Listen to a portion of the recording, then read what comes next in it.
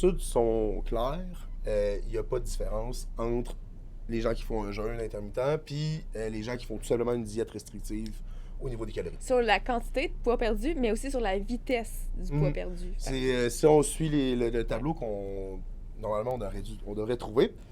Ouais, Je sais pas. Je sais pas comment Max va organiser ça sur le montage, là, mais dans le fond. Bonjour à tous et bienvenue à un épisode du Nœud pousse le vieux. Honnêtement, j'ai de la misère avec l'intro, ça n'a pas de bon sens. Je vais finir par m'habituer. Ah ouais, ben oui. Ok. Fait que là, aujourd'hui, on parle de quoi? Aujourd'hui, on fait notre deuxième podcast sur la thématique des diètes. Donc, on va parler aujourd'hui du jeûne intermittent. Ok, c'est vrai. Ouais. On a regardé un peu avant, là, on s'est fait un petit meeting avant, là, je suis prêt. Non, c'est une joke. Fait que pour commencer, mettons qu'on commence là avec c'est quoi le jeûne intermittent? C'est pour vous mettre un peu dans le bain. Tout le monde en a entendu parler, c'est sûr. Ouais, c'est super la mode de ce temps-ci. C'est ça. Fait C'est que... avec keto, même de ce temps-ci, je vois plus de jeûne intermittent que keto. Same. Ouais, c'est de plus en plus à la mode. Puis, en fait, c'est quoi? C'est quand on s'abstient de manger pendant une plus longue période. Ouais. Il y a comme différents types. Celui le plus populaire, honnêtement, c'est comme le 18... le 16-8. Ouais, quand on dit 16-8, on parle d'heure, là. Fait que 16 heures que la personne ne mange pas, puis 8 heures qu'elle peut manger sur une chaîne de 8 heures. Ouais. Sinon, il y a aussi le 2 sur 5, fait que ça, c'est 2 jours complets de jeûne, donc on mange pas. Puis l'autre personne... sur les 5... L'autre personne mange toutes les calories à ta place, puis après ça, il y a un transfert qui se fait par méthode psyché. Non, c'est pas vrai. Je suis fatigué aujourd'hui, je vais partir sur des morts de même, c'est sûr. Puis 5 jours là, d'alimentation, fait que normal, mettons. Ouais. Fait que... Puis le troisième, parce qu'il y en avait 3, ben c'est comme plus les jeûnes religieux, là. C'est comme le ramadan pis ces choses-là. Ouais. Ben, tu sais, le jeûne, c'est quelque chose, je veux pas, que quand on regarde ça au travers de l'histoire, au travers du temps, ça a tout à fait un peu partie de la culture de l'humain, tu sais, comme dans certaines religions, ou même, tu sais, dans la préhistoire, mettons, quand on était plus des chasseurs-cueilleurs, on passait des grandes périodes de temps à marcher puis à pas manger en fin de compte, jusqu'à ce qu'on arrive à chasser quelque chose. Là, à ce moment-là, les gens se nourrissaient. Ça arrivait, mettons, des périodes qu'il n'y avait pas de bouffe de disponible pendant un certain nombre de jours.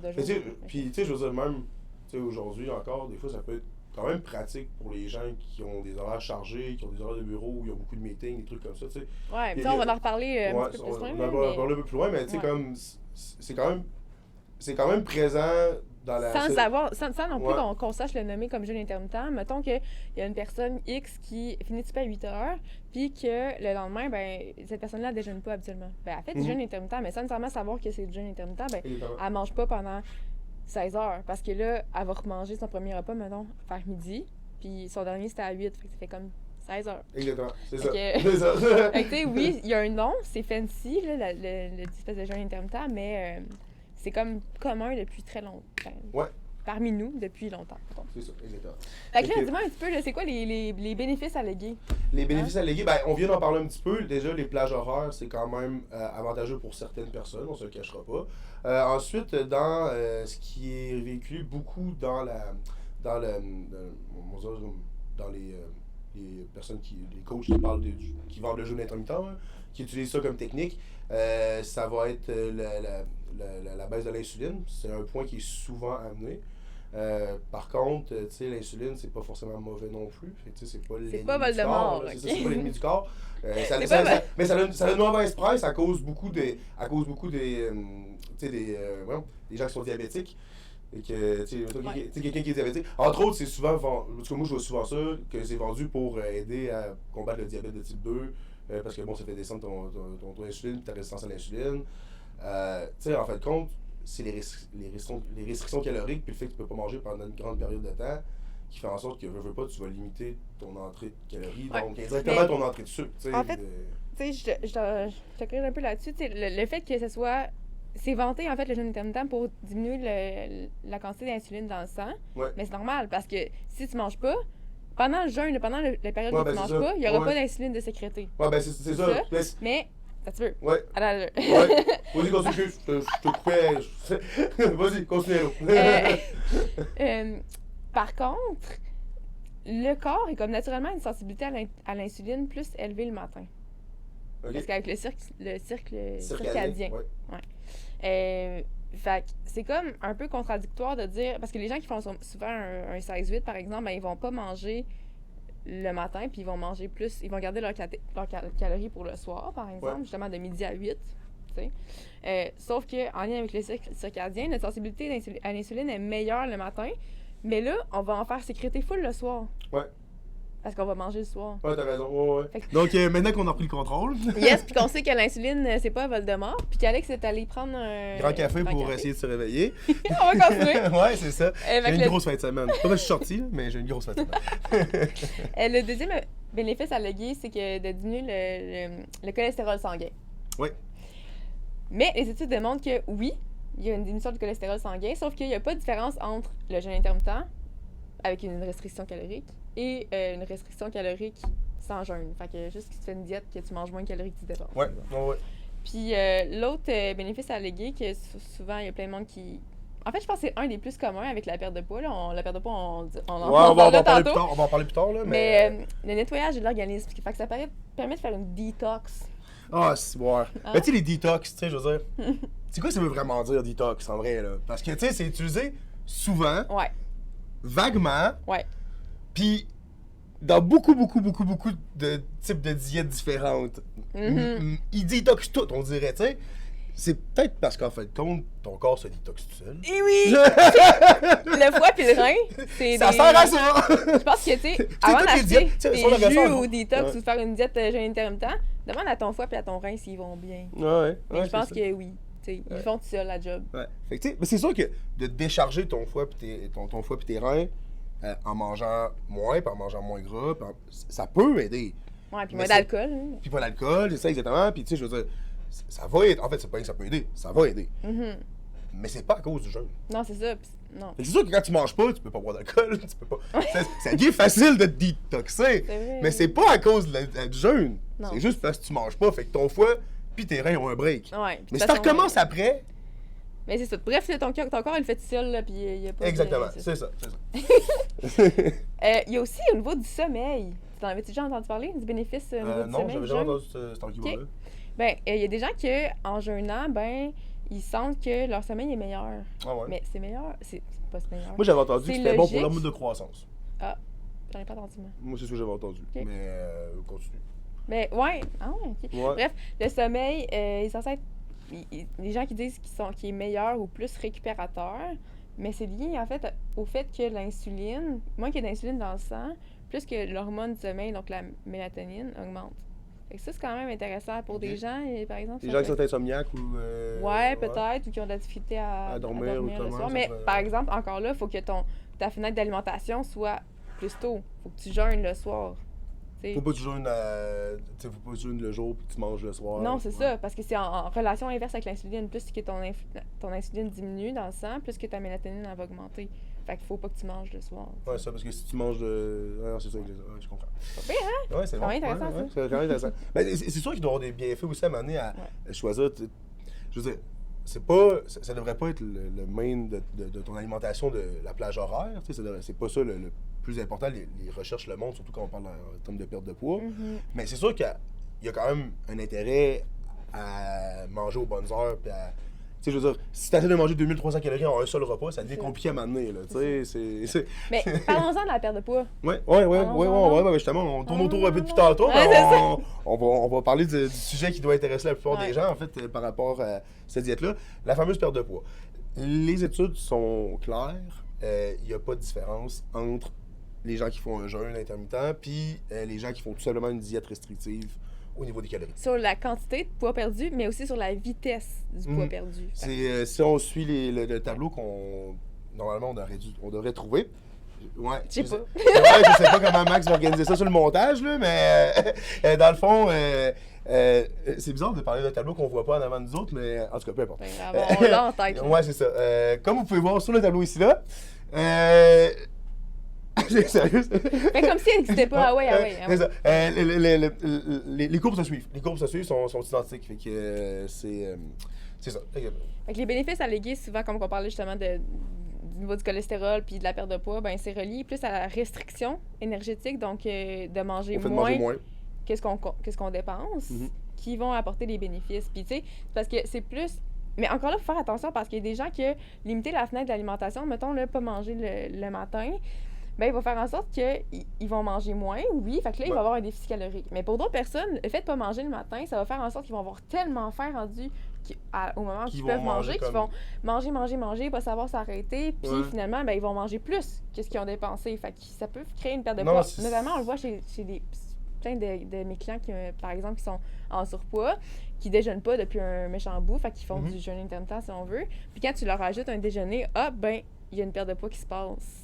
Parce que ça les compte plus dans la journée. Fait que là, ils ont moins de tendance à binger sur les affaires caloriques. Ou d'aller au restaurant. Le soir, Tu sais, ben, je pense que tu avais une étude qui était intéressante, que c'était 24% des... Non, ça, c'est un test. En fait, c'est un test. C'est parce que j'ai fait un sondage sur mon Instagram, Hello Rob. Puis. C'est un sondage maison. Ouais, c'est un sondage maison, mais quand même. T'avais comment répondre pour le fun, juste. Ben là, je me souviens pas par cœur. Okay. Je me souviens pas par cœur. Mais j'avais fait un premier sondage disant c'est qui a déjà essayé le jeûne intermittent. Il y avait 75% qui l'avaient déjà essayé. Puis sur ces 75%-là, j'ai fait un autre sondage de dire bon, ceux qui l'ont essayé, est-ce que vous le suivez encore aujourd'hui? Okay. Oui ou non?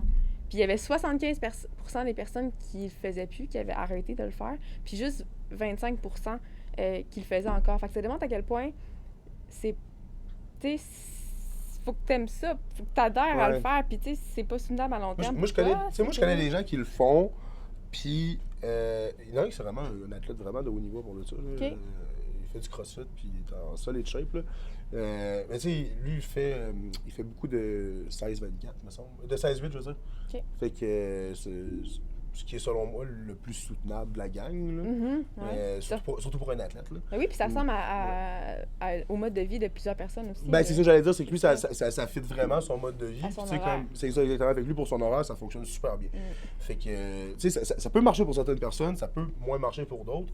En fait, c'est selon. Vous allez voir au travers des autres capsules qu'on va faire sur les diètes. C'est comme la plupart des diètes, en fin de compte, ça dépend si ça fit votre mode de vie. Le facteur le plus important de prédictoire de savoir si une diète va fonctionner ou pas, ben diète, j'aime pas le mot diète, façon de manger, c'est l'adhésion. L'adhésion. Fait que si quelqu'un n'adhère pas, ben c'est sûr que ça fonctionnera pas. Là. Exactement, c'est à long terme. C'est ça. Il faut être capable de le faire sur une période à long terme. Répéter, là, c'est comme l'entraînement. Je veux dire, si tu vas t'entraîner une fois par semaine, ben t'es mieux d'y aller une fois par semaine que y aller 3 fois puis de pas y aller pendant 3 semaines. Tu sais, si t'as le temps une fois par semaine, vas-y une fois par semaine. C'est ça, il y a des risques aussi, puis des avantages là, aux gens intermittents, tu sais, notamment, ben justement, on a parlé des rages de faim qui peut occasionner justement plus de calories au final dans la journée, mais il y a aussi le fait que si tu as moins d'énergie dans la journée pour faire tes activités quotidiennes ou même pour t'entraîner, ben ça peut faire en sorte que tu dépenses moins de calories au final dans ta journée. Ben oui, c'est ça. Si tu as moins d'énergie, c'est plus dur de t'entraîner. Ben, ça revient un peu comme les gens qui vont sauter le déjeuner, qui vont s'entraîner à jeun le matin. Ben, c'est sûr que si tu viens de te lever, tu n'as pas mangé, puis tu vas t'entraîner, tes performances, c'est prouvé, les performances sont diminuées. Fait que c'est plus dur d'être intense dans ton workout. Donc... Il y a ça, puis il y a aussi le fait que si après ton workout que tu as fait à jeun, ben, tu es vraiment fatigué, ben là, peut-être que habituellement, tu aurais peut-être pris une marche en après-midi, mais là, tu prendrais pas de marche parce que tu es trop brûlé. T'sais. Exactement, c'est ça. Il y a ça. Puis il y a aussi, ça peut cacher des troubles alimentaires. Ah ben c'est ça, ben là on n'a pas parlé, mais moi c'est un des points qui me venait vraiment en tête. J'ai eu beaucoup de clients anorexiques. Puis ça c'est un gros point, c'est... Ou ça encourage le binge eating aussi, là, comme on parlait. Oui, ben c'est ça, c'est comme un ou l'autre, c'est une addiction à la nourriture, ça peut encourager à tout le temps manger, puis pour les gens qui disent « Ah c'est correct, dans ce 8 heures-là je peux manger ». Mais oui tu peux manger, mais il faut quand même qu'on compte les calories. C'est quand même... Surtout pour une perte de poids, c'est quand même ça le plus important. Puis pour les gens anorexiques, ça l'encourage juste la maladie. Ça peut juste cacher, dire bon, j'ai un petit. J'ai pas de trouble alimentaire, je fais le jeûne intermittent. Ouais, c'est ça, mais ça fait 4 jours que j'ai pas mangé. C'est ça. Puis aussi, un des avantages au niveau de la performance sportive, tu sais. Ouais, c'est un gros point, là, je veux dire. Ben, comme je disais tantôt, je connais des athlètes qui réussissent à le faire, mais. C'est pas souhaitable pour tout le monde, là. Puis ça dépend vraiment du sport que tu fais, ça dépend encore une fois de ton horaire, ça dépend d'un paquet d'affaires. Je pense aussi que ça dépend un peu de ton âge. J'ai tendance à voir que, tu sais, en tout cas, ça c'est ce que moi je vois selon les personnes que je connais et les clients, les gens qui sont, mettons, plus vieux ont tendance à manger moins souvent, mais comme des repas un petit peu plus gros. Puis ça a l'air à mieux fitter pour leur digestion puis pour leur mode de vie. Tu sais, moi, les gars que je connais qui font ça, là, c'est 2 gars de un de 50, puis un de comme 45, 46 à peu près. Puis, peut-être bien qu'ils écoutent le podcast. Puis, eux autres, c'est ça fait quand même bien pour eux autres. Puis, ce qu'ils me disaient, que c'était pour leur digestion, que, tu sais, comme. Là, c'est des gars qui s'entraînent vraiment beaucoup, là, pour de vrai, là. C'est des masters, ils vont. L'un, il est au CrossFit Game, puis l'autre, il se prépare pour ça. Puis, eux autres, ils font ça. Tu sais, ils mangent sur une tête de 8 heures, puis, comme, ils mangent 4 repas, à peu près. Puis, comme, ils disaient que pour la digestion, ça fitait mieux pour eux autres. C'est ta question de les visualiser aussi, mais mettons, quand on regarde plus, disons théoriquement, puis selon les recherches, là, quand on parle d'un sport à haute intensité ou un sport de résistance ou de force, ben ton corps, là, l'énergie qu'il prend pour faire ton sport, pour performer, ben c'est des glucides. C'est tes réserves de glycogène. Fait que si t'as pas mangé avant, puis tes réserves de glycogène sont vraiment faibles ou quasiment nulles, ben c'est sûr que ça va nuire à ta performance. Ah ben c'est évident, là, c'est ta première source d'énergie. Fait que, ben, comme on a dit au début, c'est par là que le corps commence à carburer. Après ça, il va aller dans tes réserves de gras, puis... On n'a pas parlé, là, mais... Ben, on a discuté de ça ensemble tantôt, mais on n'a pas parlé. On a parlé en parlera tantôt, mais peut-être. Ah, ouais, c'est ça. En tout cas, c'est ça. Mais bref, ouais. Puis tu sais, surtout au niveau de la prise de masse musculaire, c'est vraiment pas recommandé de faire un jeûne intermittent. Pourquoi? Parce que quand on limite la fenêtre d'alimentation, disons qu'on mange sur 8 heures, ben t'as moins de repas, mais t'as un gros volume de calories.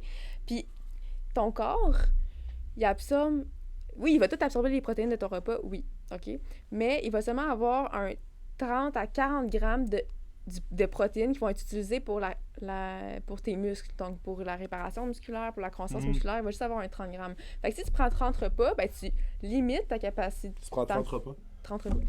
4 repas de 30 grammes de protéines. Tu limites, dans le fond, ta capacité de protéines qui va dans tes muscles à 120 grammes par jour. Tandis que si tu prends, mettons, 6 repas, ben là, tu aurais jusqu'à 180 grammes de protéines pour tes muscles. Fait que pour la croissance musculaire, pour l'hypertrophie, c'est pas optimal de jeûner. Ah non, ça, je suis d'accord avec toi, là, ça, c'est clair. De toute façon, c'est un peu comme quand je disais tantôt, essayer de manger un repas, peut-être tout égaler un repas, mais je veux dire, même en 4, d'aller chercher même si tu l'autre de viande, tu sais, à un moment donné, ça serait pas optimal. Ça sera pas optimal, là, c'est pas la manière. De toute façon, tu risques de sentir, je sais pas, si tu manges, mettons, 400 grammes de viande par repas, tu vas te sentir... Ouais, c'est pas tout. Tu vas te sentir bouché. T'as vu, tu vas te sentir bouché quelque part à un moment donné. Tu vas mal filer un peu. Ouais, c'est ça. OK. C'est-tu l'heure du... Sors du lunch ou... Ben, dis-moi tant pour qui ça serait approprié, mettons. Pour qui ça serait approprié? Ben, comme je l'ai dit un petit peu au début, pour les gens qui ont un horaire de vie qui est un petit peu, on va dire, chargé, tu sais, mettons que, je pense aux avocats, je pense aux notaires, aux comptables. Les serveurs. Les serveurs qui ont, tu sais, les gens de nuit, ces affaires-là. C'est là, moi, j'ai Max, qui est notre gars des réseaux sociaux, qui travaille aussi au DAG. C'est entre autres, lui, je le fais fonctionner de même sur une fête de 8 heures, avec 4 repas, puis ça fonctionne bien. Ben justement, ça, j'ai remarqué les gens de nuit, ça fonctionnait vraiment bien parce qu'ils ont moins d'appétit un petit peu. Fait qu'en tout cas, ça fonctionne bien, on dirait, avec ces gens-là. Mais c'est ça, pour ces gens-là, les gens qui ont un horaire où ils peuvent pas vraiment manger. Mais sérieusement, j'ai été 2 ans serveuse, puis comme, tu sais, c'était le matin, là, de 5 à 2, là, puis je mangeais pas, j'avais juste pas le temps. Tu sais, genre, réseau déjeuner, là, tu cours partout, là. Puis, à un moment donné, tu viens que t'es correct, t'es dans ton beat, puis, tu sais, c'est comme, ça fit dans ton mode de vie. Ah, exactement, c'est ça, tu sais, Fait que pour les gens, mettons, comme ça, les serveurs, les serveuses, comme je disais tantôt, les banquiers, les notaires, les gens qui ont des horaires de bureau, qui ont beaucoup de réunions, qui savent pas quand ils vont... Ils savent quand ils vont commencer, mais ils savent pas quand ils vont finir. Ça peut être intéressant pour ces gens-là, tu sais. Mais encore une fois, l'important, c'est quand même de regarder ce qu'il y a dans l'assiette, d'avoir des repas équilibrés. Ça veut quand même pas dire que parce que tu manges pas pendant 16 heures que tu vas manger des donuts puis des danoises. Faut pas que tu aies comme objectif de prise de masse musculaire. Puis si tu as un objectif de maintien, ça va. Ou de perte de poids puis que tu arrives à manger. Ça fait en sorte que jeûner, ben, fait en sorte que tu manges moins dans la journée puis que tu es correct comme ça. Ben, moi, je remercie beaucoup mes clients de 2 façons. Quand je fais de la performance, mais pour de vrai, j'ai les clients corporatifs qu'on va appeler, c'est les gens justement comme les notaires, les avocats, c'est sûr que leur but, quand ils viennent au gym, c'est pas de faire de la scène, c'est pas de faire un sport de haut niveau, c'est d'améliorer leur... Tu sais, eux autres, leur sport, c'est leur job. Eux autres, leur sport, c'est leur job, genre. Fait que pour ces gens-là, je suis comme, OK, ben quand même bien que tu viens pas au gym te défoncer 5 fois semaine. De toute façon, si au gym te défoncer 5 fois semaine, puis que t'es plus capable de te concentrer à ta job à cause de ça, on n'atteint pas vraiment l'objectif. Là, fait que, pour ces gens-là, je trouve que c'est un horaire qui peut quand même vraiment fitter. Mais c'est sûr que pour les sportifs, pour les gens qui font des sports de haut niveau, en tout cas, ça... À moins que ton entraînement soit en après-midi, puis que là, tu sais, toi, t'es quelqu'un qui aime pas ça déjeuner le matin, puis ça te fait pas plus que tu manges plus le soir, ben c'est chill, là, tu sais, dans un sens. Là. Mais, ouais. Ça dépend beaucoup de la personne, puis je pense de son horaire, de son style de vie.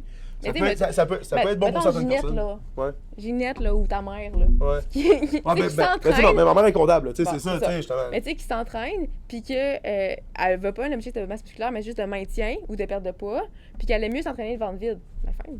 Ouais, exactement. Exactement, c'est ça. Fait que... Pep talk! Pep talk? Fait qu'on se fait un petit lunch? C'est l'heure du lunch. Qu'est-ce qu'on mange? On a fait une pratique en plus avant, puis j'ai de la misère à Paris. La flex, là, c'est pas son fort. OK, donc, 3 minutes. 3 minutes du pep. Puis on dit... Non, c'est pas 3 minutes du pep. Arrête, on va se faire poursuivre. Ouais. OK, donc c'est parti. Fait que, qu'est-ce que t'en penses, toi, Lou, de la jeûne intermittent? Est-ce que tu l'utilises ou tu l'utilises pas? Ben, comme je te dis, moi, ça peut être pertinent, mais je ne le nommerais pas jeûne intermittent. Tu sais, c'est un outil comme un autre, là. Ouais. C'est un outil comme un autre qui peut faire réaliser les gens aussi de dire, bon, ben, c'est pas une urgence de manger, je peux attendre, tu sais. C'est pas une urgence, là. Ouais, c'est ça. Puis de désensibiliser aussi au fait que l'alimentation est omniprésente, puis qu'il y a comme trop d'abondance des aliments puis ces choses-là, puis c'est un bel outil. Mais je sais pas, je ne vends que pas par ça, mettons. Ouais, ben c'est un peu, honnêtement, j'abonde dans ton sens j'abonde dans ton sens dans cette pensée-là. J'ai lu.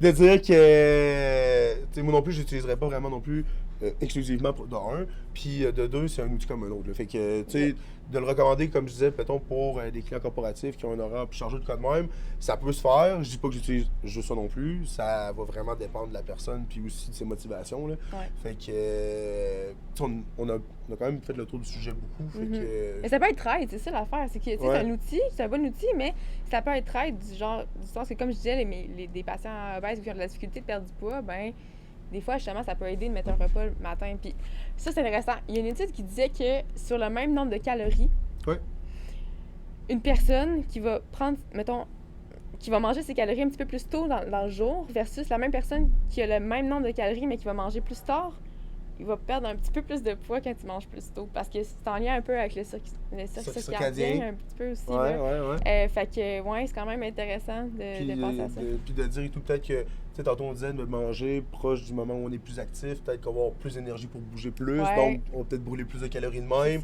Donc, tu sais, à un moment donné, c'est un in, c'est un out, mais si on n'augmente pas le nombre de calories, mais quoi. Tu sais, il n'y a pas que le nombre de calories qui rentrent qui est important, il y a aussi comment qui sort. Fait que si tu bouges moins puis que tu es moins actif, ben, t'en sors moins, fait que le déficit de calories est moins grand, là, tu sais, ça... C'est pas toujours obligé de couper sa bouffe. Des fois, ça peut juste être d'augmenter l'activité, la moyenne de perdre du poids, là, tu sais. Il y a du monde que, tu sais, 2 fois par semaine, c'est pas beaucoup d'entraînement, là, je veux dire, si c'est... ben c'est pas une d'entraînement, mais ça peut être juste de marcher, prendre les marches, prendre le vélo, et whatever, faire du ménage en dansant. C'est ça, danser dans le gym entre tes séries. Ouais, c'est ça, ça augmente la perte de calories, ça. Pour ça, je fais ça. Avoir un air fâché aussi, ça augmente la perte de calories. Quoi? C'est vrai, tu contractes 50 muscles faciaux quand t'es fâché, puis juste 10 quand tu souris. Mais là, on veut que vous souriez. Écoutez-le pas. Il reste 10 secondes. T'as quoi à dire? T'as tort de manger ton lunch? Ouais, ça sent bon. Non, mais bref, fait que sur ça, on se retrouve. Tes pâtes sont prêtes. Mes pâtes sont prêtes. On se retrouve au prochain épisode du Nœud pousse le vieux. Puis, sur la diète végane. Ouais, c'est la diète végane. Ouais. En plus, c'est un spaghetti. C'est un plat végane? C'est un spaghetti aux légumes. Ouais, c'est végane. Ouais. Hey!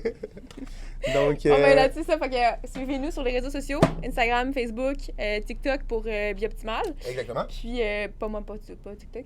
Mais c'est ça. Fait que écrivez-nous un message si vous voulez des sujets qu'on parle en particulier ou des commentaires sur ce qu'on vient de dire, whatever. Puis, si vous voulez utiliser la diète intermittente ou voulez vous nous faire savoir, dire hey, moi ça marche ou moi je l'ai essayé, ça marchait pas. On veut vos témoignages. Ouais, exactement, ça pourrait être bien. Fait que sur ça, bonne journée. Merci de nous avoir écoutés. Bye.